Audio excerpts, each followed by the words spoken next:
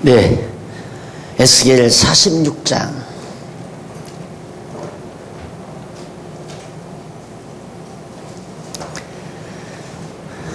1절.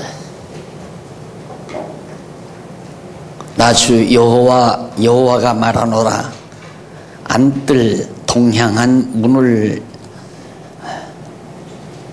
일하는 6일 동안에는 닫되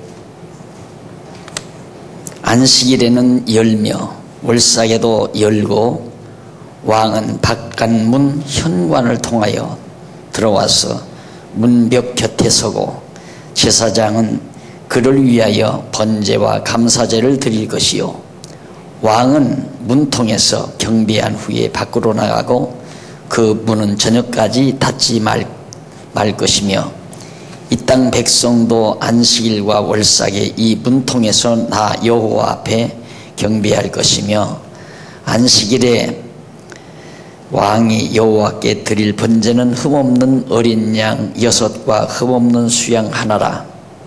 4절까지 우선 봉독해 드렸습니다.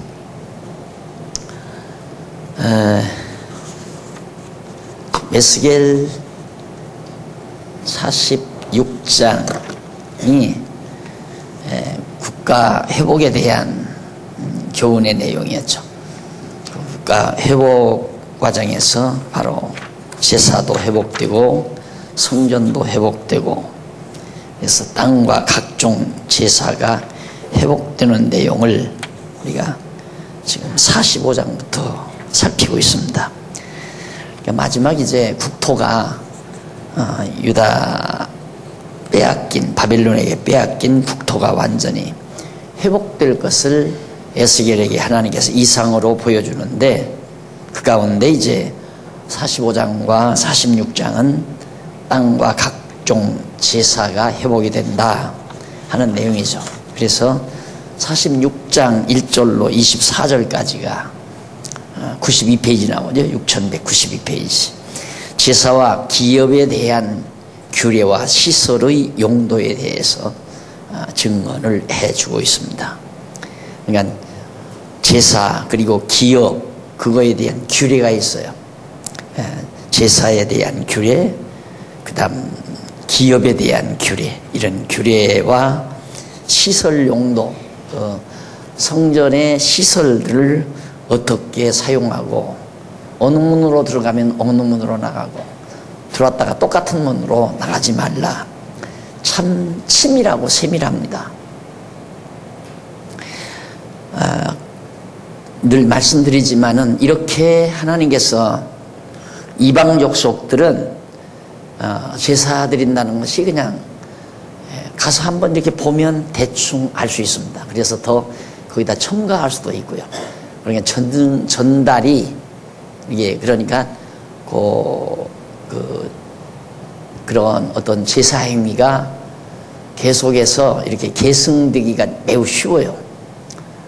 그러니까 뭐 물건 하나 이상한 거 만들어 놓고 뭐 짐승, 양, 뭐 염소 이런 모양 하나 만들어서 이렇게 단에다 올려놓고 그 앞에서 이제 짐승 잡아서, 짐승도 아무 짐승이나 잡으면 됩니다. 짐승 잡아서 죽이고 그 앞에서 춤추고 노래하고 이러면 이제 그 축제가 되는 거죠. 제사 축제가 되는데, 그런 식으로 해나가는데 하나님의 백성, 이스라엘 백성에게는 아주 치밀해요. 그 제사를 드리는 집, 성전이죠.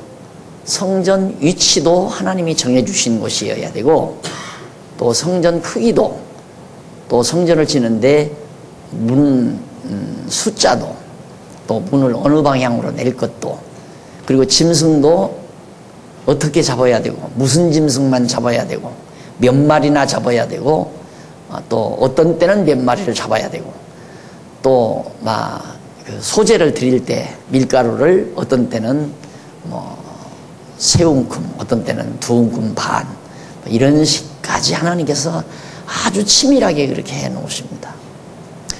그렇게 하시는 이유가 참 하나님 조잡스럽게 생각되죠.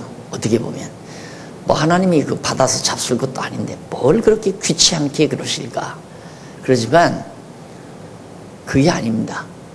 하나님께서 이스라엘 택한 백성들에게 그렇게 해준 이유는, 예를 들면 제사장이 오늘 번제를 드리러 왔는데 올삭이란 말입니다. 올삭은 매월 첫날 매월마다 드리는 게 올삭이거든요. 올삭 절기를 지키기 위해서 제물을 가져왔는데 2마리밖에 안 가졌어요. 그러니까 제사장이 빠꾸예요. 안 된다. 왜? 5마리 드리라고 했는데 2마리밖에 안 왔다 이거예요. 그러면 백성들이 왜 이 2마리도 되지 않습니까? 하면 안 된다. 왜 안 됩니까? 여호와께서 5마리로 드리라고 했다. 그런 과정에서 여호와 하나님의 이름을, 애굽 땅 종되었던 집에서 우리가 나올 때 시내산에 여호와께서 나타나셔가지고 우리의 영도자 했던 모세에게 월삭 때에는 이렇게 드리라고 했다. 그게 역사 교육이에요, 그냥. 그러니까 하나님을 기억하고 배우게 하려는 예를 들면 우리가 자녀들을 기르잖아요. 어린 자녀들을 기를 때 어른들이 그냥 밥상 놓고 그냥 먹어도 되죠. 뭐 마음으로 하나님 감사합니다 하고 먹어도 되죠. 그러나 단정히 앉아서 하나님 앞에 기도하고 그렇게 먹는 것은 어린아이들이 보면서 그걸 배운단 말입니다. 그럼 기도 왜? 그게 뭐 하는 거야? 하고 물으면 이제 그렇게 의문을 일단 가졌을 때 가르쳐주면 잘 배웁니다. 그래서 절대 주입식은 안 된다. 그냥 자꾸 이거 알아라, 이거 외워라. 이건 주입식이죠. 그렇게 가르치지 말고 아이로 하여금 자꾸 의문을 갖게 만들어야 돼요. 의문을. 야, 저게 뭘까? 왜 저러지? 이렇게 일단 의문을 갖게 만든 다음 가르쳐주면 그냥 쏙 들어갑니다. 근데 주입식으로 10번 가르치는 것보다 의문을 갖게 해서 물어왔을 때 가르치면 한 번이면 돼요. 그만큼 교육을 효과가 좋은 겁니다. 그러니까 명교수는 좋은 선생은 아이들로 하여금 자꾸 이거 왜 그랬을까? 저 달은 왜 떠오를까? 저 태양은 왜 저렇게 둥글까? 이런 등등의 말들을 아이들 앞에서 자꾸 해주면 아이들은 갸우뚱갸우뚱하고 궁금해합니다. 그래서 그걸 알고자 하고 이야기를 해줄 때도 그러잖아요. 아이들에게 이야기 해줄 때도 얘가 뭐 하러 갔을까? 강아지가 저 떠난가로 아장아장 걸어갔거든. 뭐 하러 갔을까? 이렇게 하면 아이는 궁금증을 가지게 됩니다. 뭐 하러 갔을까? 그때 얘기해주면 쏙쏙 들어가죠. 그러듯이 하나님께서도 우리 인간들에게 여호와 하나님을 배우게 하시는 방법이 전부 그렇게 궁금하게 만들어 가도록. 그러니까 그런 문화가, 제사 문화가 자손 대대로 이렇게 흘러내려갈 때 이방 민족들 보니까 간단하단 말입니다. 그 사람들은 뭐 집도 없고 그냥 뭐 어디다 이렇게 돌단 하나 해놓고 그 위에다가 염소 모양 하나 구리로 만들어서 이렇게 앉혀놓고 그 앞에서 제사하고 그런다 이 말이죠. 그런데 이스라엘 백성은 성전 지어놓고 제단 놓고 담장 다 쌓아놓고 그리고 이제 들어갔는데 또 양에다가 자기가 가지고 간 양에다가 속죄제 드리고 하면 이렇게 머리에다 손을 얹고 기도를 하라고 그러고 손을 얹고 기도한다고 해서 죄가 이렇게 전가가 되겠습니까? 안 그래? 내게 있는 죄가 손으로 양에게다가 안수를 했다고 해서 죄가 양에게로 건너가느냐 그 말이죠. 안 건너가도 그렇게 하라는 이유는 하나님 여호와가 그렇게 하라고 그랬다. 왜 하라고 그랬냐면 내가 지은 죄를 저 양에게다가 다 지워서 죽이라고 그렇게 말씀하셨단다. 이건 이제 장차 예수 그리스도가 오셔서 우리 죄를 위해서 죽으실 것에 대한 하나의 모형이고 예언이죠. 그렇게 하나님은 자상하게 그래서 여기도 보면 제사와 기업에 대한 규례를 아주 치밀하게 또 시설을 이용하는 방법도 아주 치밀하게 가르쳐요. 대로 그렇게 해서 이방 민족과는 차별화된 완전히 이방 민족에게서는 어느 민족에게서도 찾아볼 수 없는 차별화된 그런 종교 문화, 제사 문화 이런 문화 속에서 이스라엘 백성들로 하여금 살게 하시려는 것이 하나님의 섭리죠. 지금 이스라엘 백성들은 바벨론으로 갔잖아요. 잡혀갔단 말입니다. 가서 바벨론에 가서는 그런 거 전혀 없죠. 그럼 거기서 70년 동안 살 건데 이미 어른들은 여기서 이제 잡혀갈 때 10살짜리가 잡혀갔으면 돌아올 때는 벌써 80살이니까 다 죽는단 말입니다. 그럼 거기 가서 태어난 자가 10년 후에 태어난 사람은 돌아올 때는 벌써 60살이에요. 그럼 60살 먹은 사람은 전혀 거기 가서 그런 거 못 배우고 온 사람이에요. 보지도 못하고 듣지도 못하고 성전도 보지도 못했고. 그러니까 하나님께서 지금 에스겔에게 이렇게 성전 짓고 제사를 회복했을 때 해야 될 일을 소상하게 다 가르쳐 주시는 겁니다. 그렇게 해서 여호와 하나님을 배우게 하시려고. 그것이 24절까지 나오는데 우선 1절로 15절에 보면 93페이지 에스겔 선지자가 1절로 15절 중간 조금 내려와서요. 선지자가 안식일과 월삭 및 정한 절기와 매일 아침에 드리는 제사 규례, 그러니까 하나님 앞에 제사 드리는 데가 안식일 날, 그 다음 이제 월삭, 매월 한 달에 한 번씩 드리는 월삭, 그리고 정한 절기가 있죠. 유월절, 백주절, 추장절, 이 절기가 있어요. 이 절기, 그리고 매일 아침 번제, 매일 아침 성전 앞에 번제단에서 매일 드려야 되잖아요. 그게 매일 드리는 번제입니다. 그게. 그래서 죄가 있건 없건 간에 항상 그 번제단에서는 제사장들이 양을 잡아서 늘 태워야 돼요. 양을 잡아서 이제 번제를 드려서. 그러면 이제 거기서 연기가 딱 타는 연기가 하늘로 올라가고 그 냄새가 진동을 하고, 그럼 백성들은 그 부근만 가도 하늘로 치솟는 연기를 볼 수 있고, 그리고 그 고기가 타는 냄새를 맡을 수 있습니다.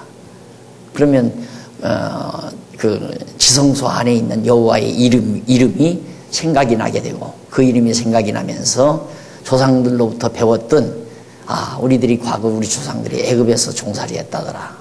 그런데 나올 때에 영도자인 모세를 통해서 시내산에서 이렇게 하라고 해서 지금 우리들이 계속해서 이렇게 하고 있다. 이런 생각을 하면서 이제 여호와 하나님을 잊어버리지 않고 경외하며 살게 되는 거죠. 그래서 그 정한 절기에 제사를 드리는 규례에 대해서 일일이 가르쳐주고 있는 내용이에요.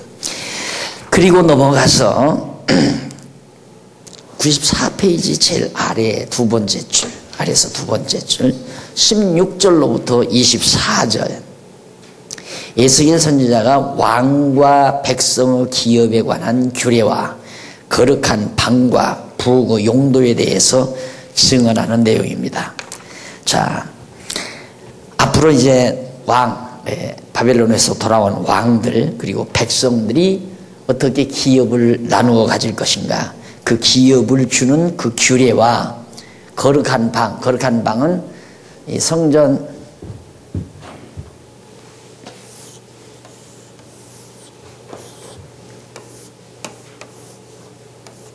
이게 있으면 이게 전부 이게 이런 데 방이 있어요. 여기 이제 문 나와 있고 여기 문이 있고 이런 데가 이제 방이 이렇게 있단 말입니다. 이 거룩한 방이라는 얘기죠. 이게 다 방. 이런 거룩한 방들을 사용하는 그런 규례들을 용도에 대해서 하나하나 가르쳐주는. 그러니까 그냥 내버려두면 어때요? 그냥 자기네들이 필요한 대로 아무데나 그냥 이렇게 짓고, 그것이 이제 결국 하나님 여호와를 잊어버리는 결과가 되지는 거죠. 그렇게 되면. 그러면 아무데나 집 짓고 또 아무데서나 제사를 드리고 아무 짐승이나 잡아서 피 흘려 제사 드린다면 이방 민족하고 그냥 합쳐질 가능성이 너무 많죠. 야, 너들은 돼지도 잡는구나. 우리는 소만 잡아서 드리는 줄 알고 양만 잡아서 드리는 줄 알았는데, 야, 돼지도 잡는구나. 개도 잡아서 드리는구나. 우리도 그래야 되겠다 해서 아무 데서나 제사를 자기들 멋대로 드리다 보면 이방인들과 완전히 동화돼 버리잖아요. 그러면 전혀 이방인들하고는 전혀 다르게, 야, 너희들은 어떻게 아무 데서나 그렇게 제사를 드리냐. 우리는 여호와 하나님은 아무 데서나 못 드리겠다. 꼭 예루살렘에 가서 성전에서만 제사를 드리도록 되이다. 이방 민족들 보니까 아무나 제사를 하는 거예요. 제사를 드리는 거예요. 야, 어떻게 너희들은 그렇게 아무나 제사를 드리냐. 우리는 레위 자손만이 그리고 제사장 족속만이 제사를 드리게 되어 있다. 이게 완전히 차별화된, 그러니까 세속과 하나님의 백성과의 차이점이에요. 그러니까 지금 요즘 우리 야고보서에서 세속주의를 배격하라 하는 건데, 오늘 우리의 삶의 방식과 믿지 아니하는 사람들의 삶의 방식이 다른 거죠. 우리 믿는 사람들은 우선 첫째, 주일날이면 교회 와서 말씀 배우고 성도들과 친교하죠. 안 믿는 사람은 이번 주말에는 어디로 놀러 갈까? 그게 일고 아니에요. 어디로 놀러 갈까? 동해안으로 갈까? 서해안으로 갈까? 남해로 갈까? 제주도로 갈까? 안 그러면 가까운 동남아로 갈까? 이런 생각만 하고 사는 거죠. 그것부터가 다른 거 아니에요. 완전히 그것부터가. 그러니까 그런 삶의 차이점, 문화의 차이점, 생활의 차이점, 이런 것들이 매우 중요하다. 저 사람들은 담배 먹고 술 먹고 그러지만 우리는 술, 담배 안 먹는, 술, 담배를 먹는 것이 죄라기보다도 그것을 안 먹고 사는 삶이 차별화된 거죠. 그런 것도 매우 중요한 것들이란 말입니다. 아주. 그러니까 뭐 제사를 드린다 이런 것들도 사실 뭐 성경에 그렇게 막 제사 하나님 외에는 절하지 말라 했으니까 죽은 시신에게 절하는 거 성경이 금하는 거니까 안 할수록 좋죠. 우리는 제사를 안 드리고 저 사람들은 제사를 드리고 이런 것들도 아주 좋은 하나의 생활의 문화란 말이죠. 그래서 항상 제가 강조하는 일이지만 우리는 그리스도 안에서 말씀을 중심으로 생활 문화, 우리들의 생활 문화를 아름답게 자꾸 가꾸어 가는 거, 이건 매우 중요하다. 그것이 형식이 아니라 실제 우리들의 삶이니까.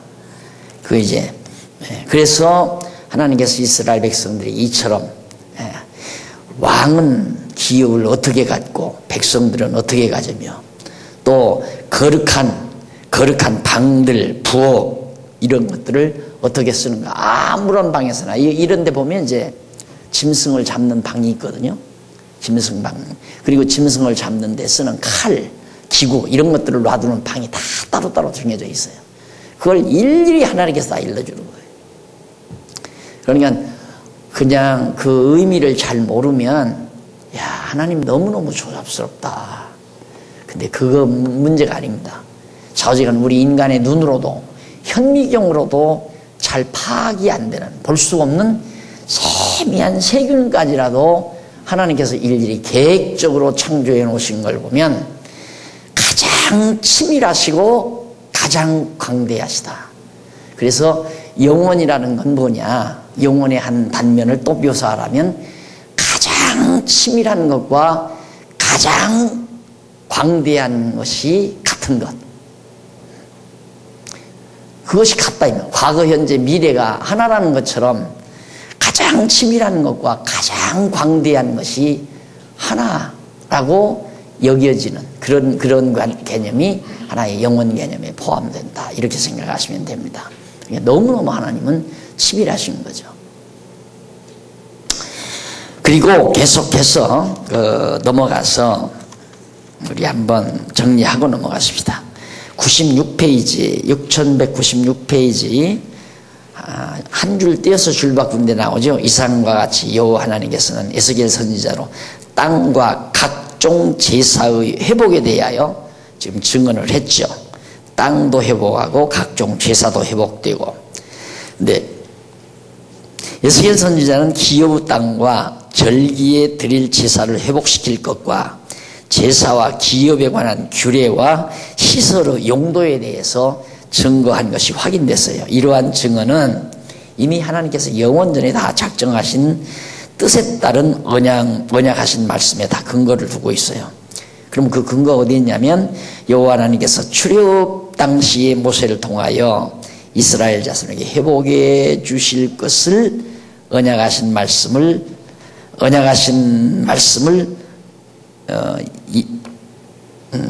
주실 것을 언약하신 사실이 있어요. 이런 신명기 30장 1절로 10절이죠.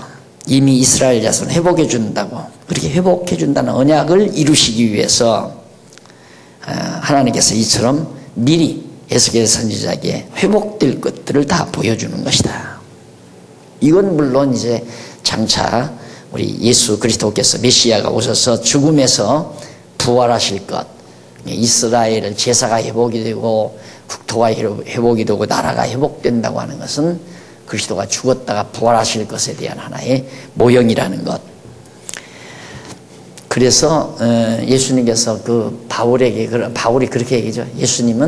예수께서는 성경대로 죽으시고 성경대로 부활하셨다 했을 때 그 성경대로란 구약 전체를 말하는 겁니다. 그러니까 성경대로 죽었다 이 말이에요. 또 성경대로 부활하시고. 근데 어디서 엄밀히 따져서 성경에 뭐 예수님이 죽었다가 부활하신다 그렇게 딱 떨어지게 얘기한 데가 없잖아요.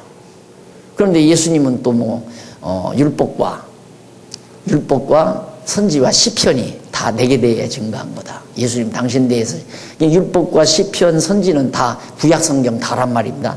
그 성경 다가 자기를 증거한 것이다.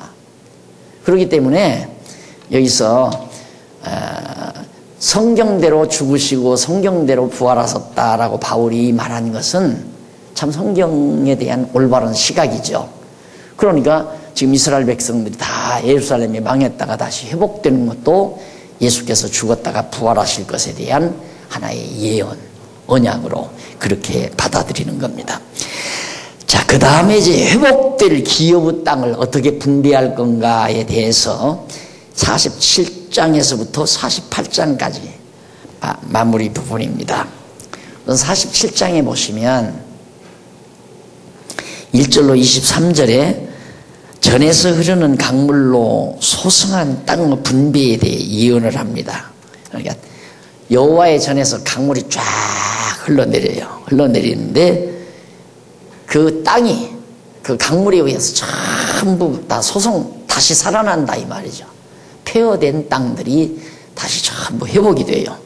그래서 그 회복된 땅을 어떻게 분배할 것인가에 대해서 예언하는 내용이 47장 1절로 23절에 나오는 얘기죠. 그래서 땅을 회복하는 것에 대한 예언이라고 그랬죠.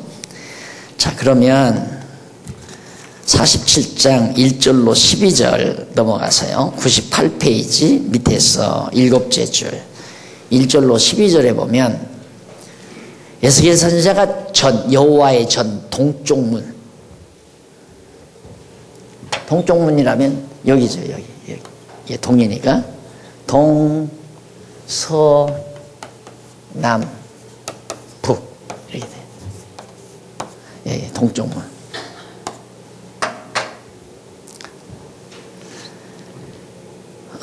전 동문지방 밑에서 여기서 이제 물이 솟아요. 물이. 한번 좀 읽어보실까요? 1절. 그가 나를 데리고 전문에 이르시니 전면이 동을 향하였는데 그 문지방 밑에서 물이 나와서 동으로 흐르다가 전 우편 제단 남편으로 흘러내리더라. 여기가 제단이죠. 밑에가 제단. 이 제단으로 해서 이렇게 가다가 남쪽이라면 제단 남쪽이라면 이쪽으로 흘러간다 이 말이에요. 이 환상 중에 그런 환상 중에 에스겔이 보는 환상 중에. 자, 그래서 이 흐르는 강물이 이르는 곳은 만물이 소생할 것. 저 물이 이르는 곳마다 모든 땅에서 만물들이 다 소생한다 라는 얘기입니다. 멀쩡히 다 죽어갔지만, 그러니까 우리가 사막 같은 데 보면요, 사막을 보면 아무것도 없죠. 지금 사막에 가보면 아무것도 없는데 비만 제철이 오면 사막에서 막 꽃이 핀다 이 말이에요. 사막에서. 그 참 신기한 거죠. 그 속에서 온갖 식물들이 이제 태어나는 거예요. 사막에서도. 물만 제 시기에 비만 오면. 그러니까 하나님께서 이른 비와 늦은 비 이걸 적당하게 내리기만 하면 완전히 이 땅이 옥토가 되고, 비를 제대로 안 내려주면 완전히 그냥 박토가 되는 거고. 그래서 하나님의 말씀이 바로 자연도 회복시키고 자연도 완전히 쓸모없이 만드는 그런 능력을 하나님이 그런 방법으로 해서 이끌어가는 걸 우리가 알 수 있죠. 자, 그 다음에 이제 이쪽에 13절로 23절 99페이지 밑에서 7째 줄, 언약대로 경계가 정해진, 에스겔 선지자가 언약대로 경계가 정해진 기업의 땅을 지파대로 분배해 주실 것을 예언을 해요. 마치 여호수아 때 같죠. 여호수아가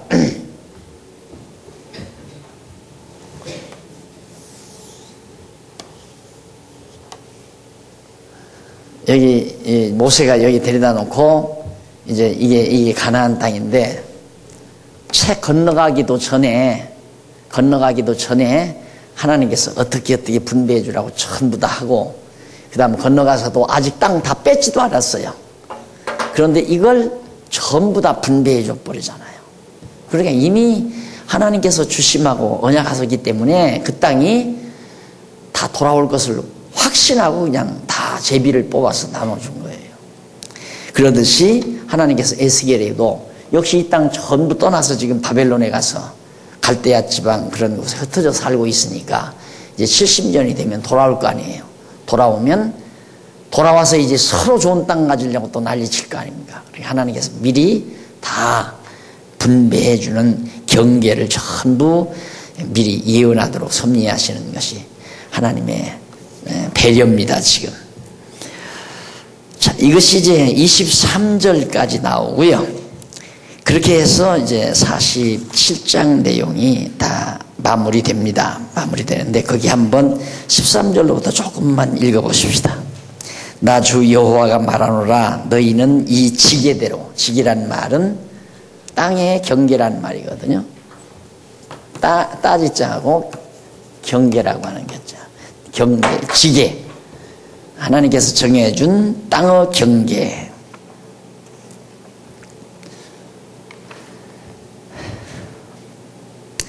여호와마, 너희는 이 지계대로 이스라엘 12지파에게 이 땅을 나누어 기업이 되게 하되, 요셉에게는 두 분깃, 에브라임과 므낫세, 요셉의 아들을 둘인데, 하여튼 요셉은 업적이 크죠. 사실상 형제들에게 미움받아 애굽에 가서 고생도 했지만 총리가 돼서 형제 후손들을 다 구원해냈기 때문에 요셉은 갑절의 복을 받은 거예요. 12지파 가운데. 그러니까 실상은 레위지파가 기업이 없다 하더라도 요셉이 2지파이기 때문에, 그래서 이제 12지파에게 이제 나눠주는 결과가 되는 거죠. 요셉에게는 두 분깃이라, 내가 옛적에 맹세하여 이 땅으로 너희 열조에게 주마하였었나니 너희는 피차 없이 나누어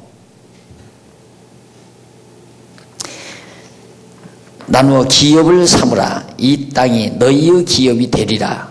이 땅 지게는 이러하니라. 북방은 대에서 헤들론 길로 말미암아 스닷 어귀까지니 곧 하맛과 브로다며 다메섹 지게와 하맛 지게 사이에 있는 시브라임과 하우란 지게 곁에 있는 하세 핫디곤이라. 저 북방지방 이 지역을 말합니다. 그러니까 이 지역 경계들을 쭉 다 얘기해요. 그러니까 북방의 경계해주고 동방의 경계, 그 다음 남방 경계, 그 다음 서방은 완전히 해안을 경계로 해서 그렇게 해서 전체 경계를 정해주고, 그걸 적당하게 하나님께서 전부 지계를 정해줘가지고 12지파가 싸우지 않고 정말 평온하게 그 땅을 차지하도록 하나님께서 역사해 가신다.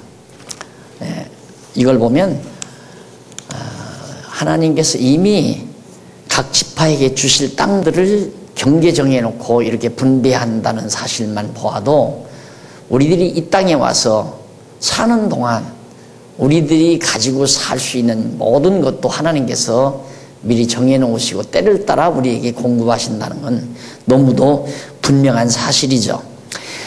그 다음 이제 48장 1절로 35절, 6201페이지 보시면 나옵니다. 여기 보면 기업의 땅을 12지파 이름대로 분배하실 것을 예언합니다.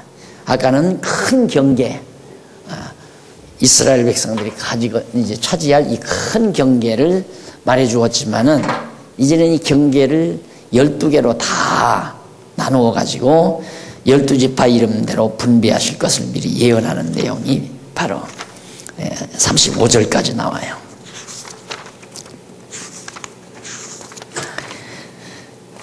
그래서 거기 보면 1절로 12절 넘어가서 2페이지 6202페이지 밑에서 6째 줄 1절로 12절은 6지파와 성소 및 제사장에게 경계를 정해서 땅을 분배해 주실 것을 예언하는 내용입니다. 그러니까 6지파 그리고 성소 그리고 제사장도 농사는 안 하지만 거처는 해야 되잖아요. 그래서 제사장들에게도 줄 땅이 필요해요. 그래서 그게 12절까지 나오고요. 그 다음 13절로 22절에 보면 레위 사람 및 성읍 노동자와 성읍에서 노동하는 자와 왕에게 분배될 땅의 규모와 위치에 대해서 다 예언해 주고 있습니다. 척수도 다 나와요. 일일이 하나하나. 이걸 거듭 얘기지만 사람 마음대로 안 돼요. 사람 마음대로 하나님이 다 이렇게 치밀하게 하나님의 백성들이 거처할 장소까지 위치까지 이 가나안 땅도 하나님이 정해놓으시고 아브라함 자손들 여기다가 이 갈대아 지방 이게 참 좋은 땅이거든요. 여기 에덴 동산이 이 지역이라고 그랬잖아요. 벌써 큰 유브라테스 강, 티그리스 강, 이 큰 강이 흐르는 것만 봐도 이 땅이 얼마나 이렇게 큰 강이 이렇게 가까이서 이렇게 흐르는 땅이 지구상에 없습니다. 지구상에. 그러니까 인더스 강도 쭉 하나 있고 애굽의 나일 강도 그냥 쭉 하나 흐르고 중국의 황강도 쭉 하나 흘러요. 강 두 줄기가 이렇게 흐르는 법이 없어요. 이게 이제 여기 쿠웨이트짜리 이쪽으로 해서 이 페르시아만 이쪽으로 물이 빠져나가잖아요. 이렇게 원래는 지금은 강이 두 개지만은 원래는 강줄기가 넷이었대요. 넷. 히데길도 나오고 해서 에덴 동산에 보면 강줄기가 두 개는 맺고 지금 남은 거의 유브라데스 강, 티그리스 강 이게 나오는데 이 지역에다가 하나님께서 그냥 번창시키면 얼마나 좋아요. 그러나 하나님은 당신의 백성들에게 여호와의 심을 깨달아 알게 하기 위해서 참 정말 사악한 성격으로 모아서 가나안 족속인 함의 후손이거든요. 여기 바벨탑 쌓고 이제 언어를 분산시켜 가지고 이제 흩어질 때 함의 후손 가나안 족속이 여기 와서 한 거란 말입니다. 그래서 이게 가나안 땅이에요. 가난한 사람들이 살아서 가나안 땅이 아니라 이 가나안 족속들이 여기 와서 바벨탑 무너졌을 때 여기 와서 자리 잡고 했으니까 얼마나 많이 개발을 해놨겠어요. 살기 좋게. 근데 그리고 얼마나 견고하고. 그런데 이걸 도저히 아브라함이 가서 점령할 수 없는 땅이죠. 그런데 저런 땅을 하나님은 아브라함 후손에게 주기로 약속을 하고 데려다가 보여줘요. 다 보여줘. 이거 네가 보는 이 땅을 내가 네 자손에게 주마. 그리고 여기서 나라 이루어서 다스리게 해주겠다. 그리고는 백성들을 애굽으로 보내잖아요. 왜 그러는가? 그냥 여기서 그랬으면 뭐 그냥 당연한 거 아니에요. 그냥 뭐 여기서 살게 됐으니까 여기서 나라 이룬 거지 뭐. 그런데 이건 다르잖아요. 여기서 이제 하나님의 능력을 쉽게 보게 하기 위한 하나님의 섭리죠. 이렇게 안 하면 우리가 참 우리들이 지금 얘기하듯이 하나님께서 이 대한민국 땅덩어리를 창세전에 우리들로 하여금 살도록 하나님이 정해놓으셨다 이 생각 안 하고 살잖아요. 왜? 당연한데 뭐 여기 태어났으니까 여기 사는 거 당연한 거 아니에요. 그러니까 하나님의 은혜에 대한 감사가 없는 거죠. 나도 그런 생각을 많이 안 했는데 지난번에 힘바에 가가지고 나미비아에 가가지고 어떻게 하나님은 나를 이런 좋은 땅에 태어나겠나. 이게 이제 이 고마움과 감사함이 훨씬 증가하더라니까요. 그러니까 우리는 그런 생각 안 하고 산단 말입니다. 그러니까 아브라함도 조상의 땅, 여기서 그냥 뭐 아버지가 이미 데라가 여기서 벌써 크게 돼가지고 이 당시 우상 장사를 할 정도로였으니까 그래도 앞선 사람 아니었어요. 우상 만들어가서 판매하고 그랬으니까. 거기서 그냥 자리 잡고 여기서 번창해서 그 가문이 번창하고 또 나라를 경고히 세우게 했으면 얼마나 쉬워요. 근데 하나님은 그렇게 안 하고 아주 외롭게 하란으로 데리다가 여기서 이제 일이 데려다 놓고 정말 도저히 피부빛이 무슨 피부가 달라요. 이들은 새카만 사람이에요. 검은 사람들, 가나안 족속들은. 근데 아브라함은 셈의 후손이니까 우리 피부란 말입니다. 그래 완전히 드러나죠. 그러니까 아브라함이 사라를 데리고 갔을 때 우리와 같은 피부니까 훨씬 이쁘잖아요. 저들 건 다 새카맣고 자기들은. 그러니까 아브라함 아내를 뺏어 살려고 한 것도 당연한 거고. 그렇게 해서 지금 하나님께서 당신의 능력을 보여주기 위해서 도저히 인간 능력으로는 빼앗을 수 없는 그런 땅들을 하나님은 미리 창세전에 딱 정해놓으시고 내가 이 땅 너에게 준다. 그리고는 거기서 전쟁에서 뺏게 하지 않냐고 완전히 애굽에 가서 종노릇 하면서 완전히 종이라면 가장 약한 존재 아니에요. 가장 약한 무리가 되도록 만드는 겁니다. 그래서 애굽에서 종노릇 하면서 인구가 번창시켜가지고 나올 생각도 안 했죠. 여기 자기네들이 애굽에서 나와서 이 땅 차지한다는 건 상상도 못한 거죠. 상상도 못하는 일을 하나님은 끄집어내서 가서 이루도록 섭리하시는 거. 그러니까 지금도 마찬가지. 이거 다 지금 일로 다 끌어갔단 말입니다. 그래서 다 백성들을. 이게 다 폐허가 됐어요. 그리고 폐허가 됐을 뿐만 아니라 더러 쓸만하게 살 수 있는 곳은 다 이방 민족들이 와서 다 살도록 다 또 이렇게 교체를 시켰어요. 우리나라 이제 외정시대에 보면 우리 국민들은 전부 우리나라 사람들은 저 만주나 동남아 이 남해군도 같은 데로 다 막 징집 보내버리고 우리 땅 좋은 곳은 일본에서 똑똑한 놈들 그래도 권력이라도 좀 배우가 있는 놈들 그 놈들이 와가지고 전부 농장 다 점령하고 좋은 땅 다 점령하고 살았잖아요. 똑같이 그런 방법을 한 거예요.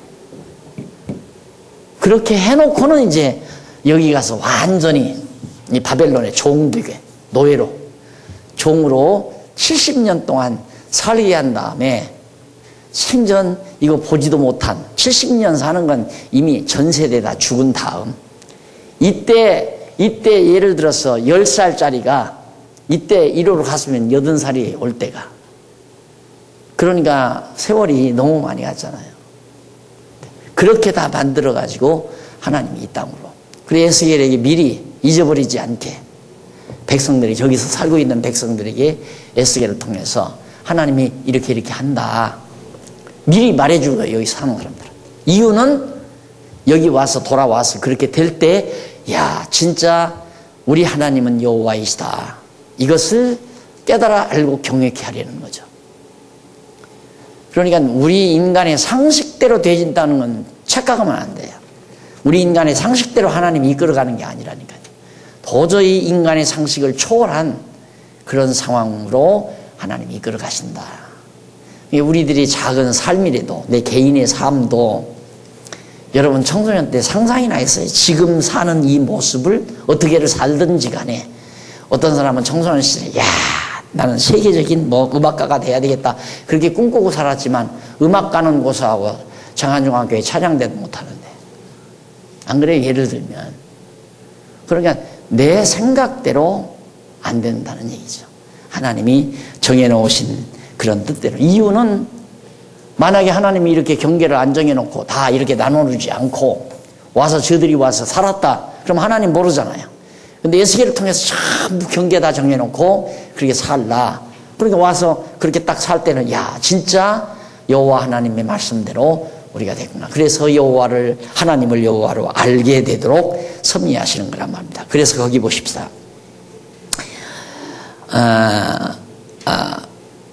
그 밑에 제일 35절에 보면 35절 제일 밑에 35절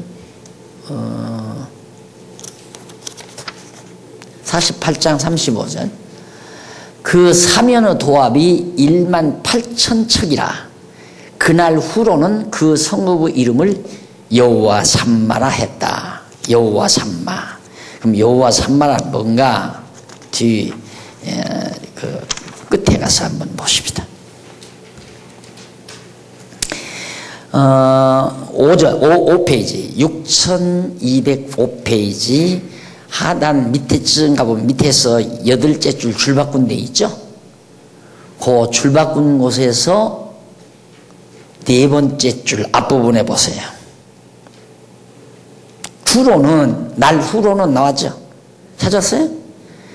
밑에서 8째 줄 바꾼 데서 우쪽으로 4번째 줄.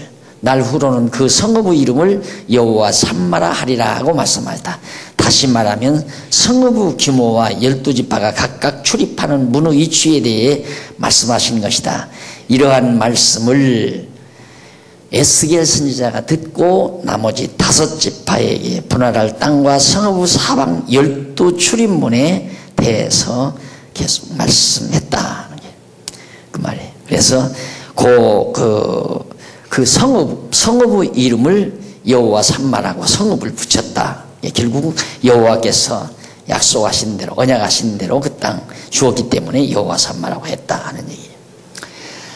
자, 이렇게 해서 일단은 48페이지까지 48장까지 마무리를 했습니다. 마무리를 했는데 한번 총체적으로 정리를 하고 끝을 내십시다. 6206페이지 거기 보면 제일 아랫부분에 줄 바꾼 데 있어요. 거기 보면 여기서는 나와요. 여기서는 지금까지 앞에서 살펴본 내용을 종합적으로 이 에스겔 전체를 종합적으로 정리하는 겁니다. 그럼 에스겔 45장에서 48장 오늘 공부한 거예요. 이건 에스겔 선지자로 국토를 회복해 주실 것에 대해서 예언한 것 맞죠? 그리고 넘어가서 7페이지 위에서 3번째 줄 이제 조금 범위가 크죠. 40장에서부터 48장까지는 에스겔 선지자로 성전과 국토 회복에 대해서 예언한 내용이죠. 성전도 회복하고 국토도 회복한다.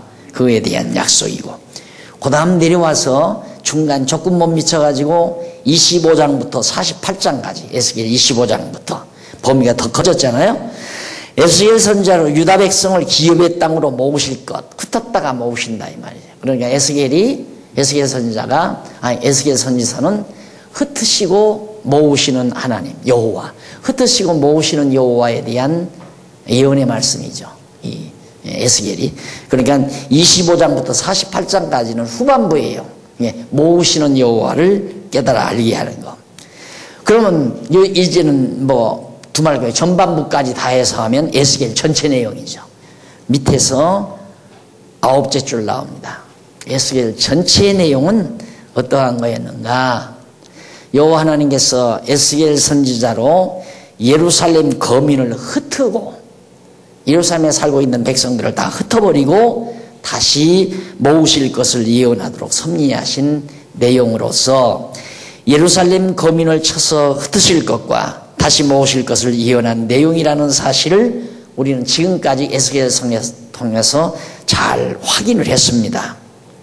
그런데 일찍이 여호와 하나님께서는 출애굽 당시 모세를 통해서 뭐라고 했느냐면 범죄한 백성을 흩으셨다가 다시 돌이키게 하여 모으실 것을 언약하신 사실이 레위기 26장 14절로 45절, 신명기 28장 20절로 30장 10절까지.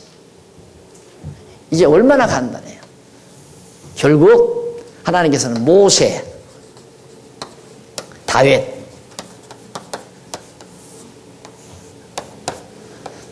그럼 여기서 모세와 다윗 사이가 500년이죠?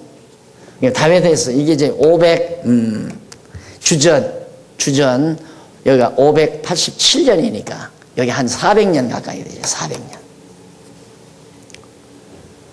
그러면 400년 돌아올 때는 한 1000년 여기는 여기까지는 약 한 500년. 예루살렘이 무너질 때는 거의 400년 돌아올 때는 500년 가까이 돼요. 다윗 때부터. 그럼 모세 때부터 다 따지면 천년이란 말입니다. 돌아올 때는. 흩어질 때는 900년 좀 넘고요.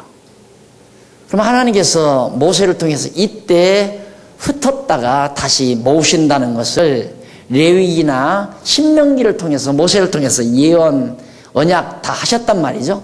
그 언약된 대로 그대로 지금 하나님께서 에스겔 선지자라고 예언하게 만들어져요. 예언하게. 그리고 예언은 모세의 언약에 기초한 거다. 모세를 통해서 하신 언약에. 이 언약은 하나님의 영원한 작정에 기초한 거고, 하나님의 작정에 따라서 언약하시고 언약에 의해서 선지자들로 하여금 예언하게 하고, 그러니까 예언대로 이루어지는 거죠. 이게 에스겔 선지서의 전체 내용이에요. 무슨 문을 몇 개 달고 여러 가지 내용 들어가 보면 아주 다양하고 치밀하지만 결국 거기에 큰 뜻이 있는 게 아니라 가장 깊고 큰 뜻은 저기에 있어요. 간단해. 흩으시고 모으신다. 왜? 하나님께서 언약대로 이미 모세를 통해서 언약하신 대로 여기서 흩지 않으면 안 돼요. 흩어야 여호와 이름이 더럽혀지지 않는 거죠. 그래서 언약대로 흩으시고 언약대로 다시 모으셨다. 그 말이나 성경대로 죽으시고 성경대로 다시 부활하셨다. 이 말과 똑같은 내용이에요. 성경대로 죽으시고 성경대로 부활하셨다는 말이나 언약대로 흩으시고 언약대로 모으셨다는 말과, 언약대로 흩으시고 언약대로 모으신 것은 예수님 십자가에 못 박혀 죽으셨다가 부활하실 것에 대한 언약의 말씀이죠. 그 사건이, 흩으시고 모으시는 이 사건 자체가 하나님께서 이 사건으로 말씀하시거든요. 말씀은 음성으로 이렇게 말씀도 하지만은 하나님께서 역사 섭리를 통해서 말씀한단 말입니다. 내가 예를 들어서 현대인들에게 보내고 싶은 메시지가 있다면 작품을 쓴다. 예를 들면 뮤지컬 할 수 있는 작품을 내가 써가지고 뮤지컬을 통해서 청중들에게 시청 청중들에게 바로 내가 전하고자 하는 메시지를 전하는 것처럼 하나님께서도 우리에게 하시고 싶은 말씀을 이런 역사 섭리를 통해서 말씀한다. 그 내용이 뭐냐면 장차 메시아가 오면 죽었다가 부활한다. 그 말이에요. 이 역사를 통해서. 자, 이래서 이제 에스겔 선지서 내용이 다 끝을 냈습니다. 끝을 냈는데 넘어가서 이 6208페이지에 보면 세 번째 줄, 이상과 같은 언약 계시의 목적. 그러니까 메시아를 보내주신다는 예언적 성격을 지닌 것이 언약 계시거든요. 지금 에스겔 선지서가. 근데 이 언약 계시의 목적은 여호와 하나님께서 택한 백성을 열방에 흩었다가 다시 모아 회복해 주심으로 장차 이방인의 손에 의해 죽었다가 부활하실 메시아를 보내주신다는 사실을 확증해 주셔서, 지금까지 한 얘기죠. 전능하신 하나님이 언약대로 이루시는 여호와이심을 택한 백성으로 하여금 깨달아 알고 그를 경외하며 섬기도록 하시려는데 바로 이런 역사 섭리의 목적이 있다. 그 말이에요. 그럼 그런 목적에 따라서, 이러한 목적에 따라 지금까지 백성을 흩뜨고 모으실 것에 대해서 예언하도록 섭리하시고, 이어서 나라를 멸하고 세우실 것에 대해서 예언하도록 섭리하신다. 그래서 제4절 멸하고 세우시는 다니엘서를 다음부터 우리 공부하게 됩니다. 자, 거기 나오는 그림 하나 나와 있죠. 회복될 기업의 땅 분배 후 구획도입니다. 구획도. 거기 보면 이쪽 왼쪽에 지중해가 있죠. 지중해 바로 옆에 왕이 차지할 땅이 있습니다. 그리고 위에는 유다, 아래는 베냐민, 제사장 땅이 있고 레위인의 땅이 있고 예루살렘 성읍까지 이제 나와 있고 왕의 땅, 양쪽에 왕의 땅이 있고 요단강을 위해서 이렇게 해서 이제 딱 자리가 정리되는 그런 규모로 하나님께서 에스겔을 통해서, 나머지는 이제 12지파들 위에 쪽으로 다 나와 있고요. 그 예루살렘 주변에 분포도를 말씀을 드린 겁니다. 자, 이렇게 해서 우리 이제 에스겔서 끝을 냈는데요. 사실 이 에스겔서가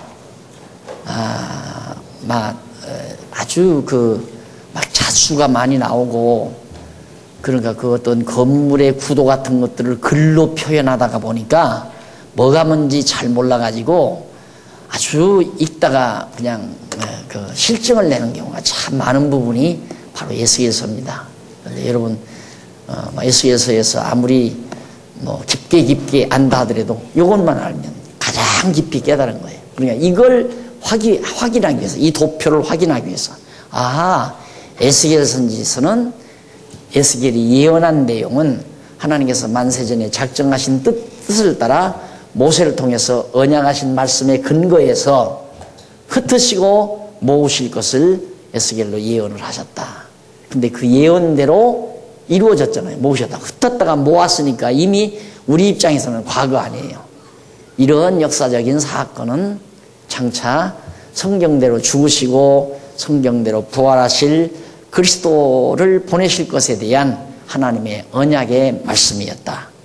그래서 에스겔 선지서의 예언대로 이루어진 역사 섭리를 통해서 언약하신 그리스도가 오셔서 십자가에 못 박아 죽으셨으니까 우리는 너무너무 분명한 거 아니에요. 예수가 그리스도라는 사실이. 그래서 우리는 예수를 그리스도로 믿는 거고, 예수를 그리스도로 믿음으로 말미암아 하나님이 여호와 되심을 알고 경외하며 섬기는 것이 우리들의 구체적인 신앙생활입니다. 그래서 우리가 이스라엘 백성들이 여호와 하나님 아는데 얼마나 많은 등록금을 치렀나 우리가 알 수 있죠. 저런 비참한 역사들을 하나님께서 이끌어 가시는 것은 단 한 가지 목적이에요. 여호와 하나님 알고 경외케 하려는 것. 그러니 우리가 이 땅에 살면서 여호와 잊어버리는 것, 또 범사의 그를 인정치 못하는 것은 참 미련한 거죠. 가장 지혜로운 건 모든 범사에 여호와를 인정하는 거고요. 여호와를 인정하면 어떻게 되는가? 근심할 것도 없고, 염려할 것도 없고, 미워할 것도 없고, 증오할 것도 없고. 왜? 모든 범사가 여호와 하나님의 뜻에 따라 이루어지는 거니까. 근데 그게 안 믿어지니까 이제 온갖 복잡한 생각이 이제 머리에 들어가는 거예요. 머리가 복잡해지면 그건 총명이 사라지는 거고, 명철이 사라지는 거고, 총명과 명철이 없다는 말은 지혜가 없다는 얘기고, 지혜가 없다는 말은 여호와 경외하지 않는다는 얘기고. 너무 분명하잖아요. 여호와를 경외하면 지혜가 있는 거고, 지혜가 있으면 총명과 명철이 있는 거고, 그러니까 머리가 깨끗한 거고, 복잡한 생각이 없어요. 아주 모든 되어지는 일, 모든 범사, 내가 아침 먹고 못 먹는 일, 내가 아침에 나오면서 흰 구두를 신었는지 검은 구두를 신었는지 운동화를 신었는지 모든 범사예요. 미장원에 가서 머리를 손댔는데 이렇게 손댔든 저렇게 손댔든 만사가 다, 작은 일에서부터 큰 일까지 모두가 다. 그런데 그게 인정하기가 쉽지 않단 말입니다. 그래서 자기에게 조금만 뭐가 욕심대로 불리하게 되면 너 때문에, 네가 나를 이렇게 나에게 피해를 줬다, 이런 생각 때문에 인간관계도 참 더러워지고, 그런 문제 때문에. 그런데 정말 여호와 하나님 에스겔서가 가장 많이 나오는 내용이 여호와인 줄 알리라, 이 말이죠. 여호와인 줄 알리라. 이렇게 함으로 너희가 여호와인 줄 알리라. 가장 많이 나오는 게 에스겔서예요. 그러니까 여호와 하나님 그동안 오랜 동안 여러 달 동안 수요일만 나오신 분들은 잘 배우셨을 겁니다. 배우고 나서 나는 이제 에스겔서 끝냈다, 이게 바보예요. 그런 생각을 하면. 그 생각을 하지 말고 에스겔을 나는 다 공부했다 생각보다는 내가 범사에 여호와를 인정해야지, 이 각오를 가져야죠. 범사에 그를 인정해야지. 될 거예요. 지금 안 되신 분도 앞으로 될 겁니다. 분명히 될 겁니다. 여호와만 인정이 되면 근심 걱정 하라고 해도 안 해져서 안 하는 거지, 안 하려고 노력해서 안 하는 게 아니에요. 남 미워하는 것도 안 미워하려고 노력해서 안 미워하는 게 아니라 미워질 필요가 없으니까, 안 미워지니까 안 미워하는 거죠. 시기를 안 하려고 해서 안 하는 게 아니라 시기가 아니진다 이 말입니다. 그게 참 그 신기한 거 아니에요? 얼른 그냥 객관적으로 보면 신기한 거지만 논리적으로 보면 너무 당연한 거예요. 여호와 모든 만사를 이렇게 작정하시고 작정대로 언약하셔서 선지자를 통해서 예언한 대로 만사를 다 이루어가는 하나님 여호와다. 그게 배운 대로 확실히 믿어만 지면 근심하라고 아무리 다구쳐도 근심이 안 되고 미움 받으려고 아무리 미운 짓을 해도 미워지지도 않고 아시겠죠? 그것이 우리가 믿는 신앙의 결실입니다. 그러니까 에스겔서 이제 다 끝내셨는데 이제 우리가 다니엘서 한번 또 공부해 보면 다니엘도 마찬가지로 허르시고 세우시는 멸하시고 세우시는 하나님 아닙니까? 어떻게 멸하시고 세우시는가? 이것은 또 예수 그리스도 오시기 직전까지의 중간사 역사 과정까지 이루어지는 거기 때문에 더 우리와 친근감이 있는 내용입니다. 교인들 전체 있는 데서 하고 싶은 마음도 있지만 그럼 여러분 나오시는 분 여러분들 차별하는 것 같아서 그냥 하려고 그래요. 다니엘서 다른 사람이 듣든가 말든가. 예, 저녁에 애써서 여기까지 오시는데 다니엘서 차근차근 똑똑한 대로 앞으로 공부하도록 약속하고 오늘 강의에서 마무리합니다. 기도하십시다. 자비로우신 하나님 아버지 은혜를 감사합니다. 하나님께서 미련한 우리들에게 여호와 살아계심을 깨달아 알게 하시고 또 여호와 하나님께서 섭리하시는 그 섭리의 의도를 확고하고 분명하게 깨달아 알고 경외하며 섬기게 하신 하나님의 사랑을 진심으로 감사합니다. 정말 지혜롭고 총명과 명철이 넘치기를 간절히 소원합니다. 하지만 때때마다 우리는 미련이 앞서기도 하고 우매함이 우리의 눈을 가릴 때도 있습니다. 그래서 염려도 있고 근심도 있고 시기도 있고 마음도 상하고 괴롭기도 하고 갈등도 밀려오기도 하고 이것이 모두가 다 지혜와 총명과 명철이 흐려진 결과라는 것, 여호와 경외하기를 잃어버린 결과라는 것, 그리고 범사에 여호와를 인정하는 자세가 없어졌다는 사실을 우리 깊이 깨닫게 하시고 이제까지 배워온 여호와 하나님 항상 기억하고 범사에 인정하는 슬기로움과 지혜를 우리 모두에게 허락해 주시옵소서. 어두운 밤길 돌아가는 길도 지켜주시고 남은 시간도 주께서 함께해 주시옵소서. 예수님의 이름으로 기도드립니다. 아멘. 하늘에